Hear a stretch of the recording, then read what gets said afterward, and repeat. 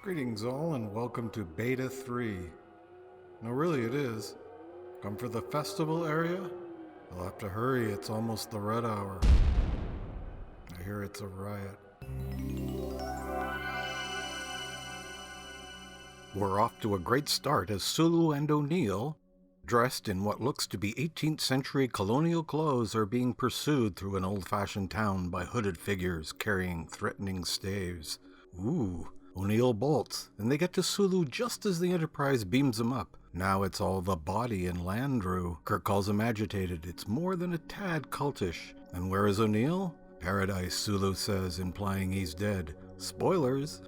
Turns out they were discovered by wearing the wrong clothes for the time period. A nice touch. Almost. We'll get back to that later. And it was Lieutenant Lindstrom's fault, and he spends the rest of the episode in a bad mood because of it. At least he got to work with James Bond.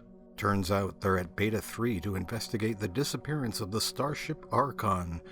Good, they got there fast. Sadly, no, the Archon was there 100 years ago, hence the wardrobe malfunction. We're not told how far Beta 3 is from Earth, and are given no further info on the Archon, other than it was pulled from the sky. The cage seems to imply only 20 years made a big difference in ship technology, but no matter.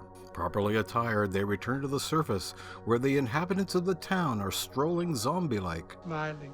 Is it contagious? They are greeted by a friendly gentleman with the most 80-yard voice in all of Star Trek. He suggests they find a place to sleep off festival, as it's almost the red hour.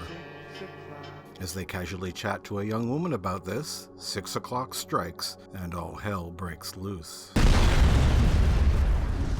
Hades. A virgin. A virgin. Is that good?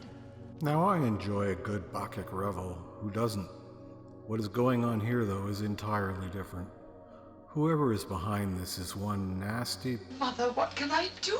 Not much, it seems. By 1960s television standards, this is The Purge, the sack of Rome, as graphic as it gets. The violence, arson, and sexual assault, in-world continuing for exactly 12 hours, is all lovingly depicted. Well, alright, this must have a strong plot purpose. Nope. Other than a scolding, it is never mentioned again. Dodging seemingly harmless bricks, they take refuge in the home of the young woman they'd met, and are greeted by her father and 2 other older gentlemen, exempt from festival because of age. Thank goodness. Well, Hakem, a true believer, is not convinced Kirk and company are from the valley and storms out. You mock the lawgivers. That's not good. So the father suspects who they are, and Kirk is about to ask about Landru, if it weren't for a very strange edit to more shots of festival. When we return to the room, the father is gone. Okay, it's 12 hours later and festival ends as abruptly as it began. Down in the sitting room, the father repeats his reaction he'd had earlier before magically disappearing. Seems they're not of the body. And Dried Apple Man shows up with lawgivers, who straight up murder Tamar. Don't worry though, he'll be back. Oh no, it seems our hardy travelers are up for absorption. But Kirk says no, they get confused and go away. Rather than suspecting what you and I are thinking... Oh, if we... They suspect something more sinister. So let's take a moment and try to figure out what's going on here. Seems 6,000 years ago, Beta 3 was a technologically advanced society, able to produce such wonders as... voila, the lighting panel. So what happened? War.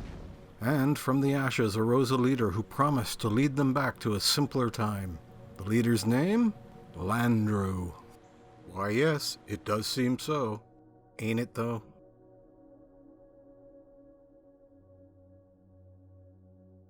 I'll be with you in a minute.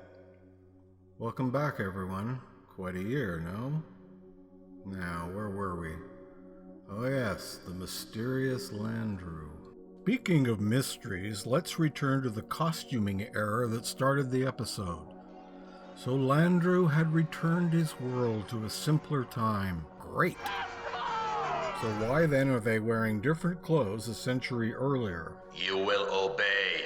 It is the word of Landru. Does he stop all progress except for fashion? It seems a bit far-fetched. But I reserve creativity to me. Oh, okay, maybe not. Anyway, they go hide in a new super secret location where Landru finds them and they are immediately captured. Nice going, Redger, who at this point disappears from the episode and is not seen again. The problem I have with this episode's middle section is its serious lack of plot. What little there is stretched out, keeping the mystery of Landru just out of reach.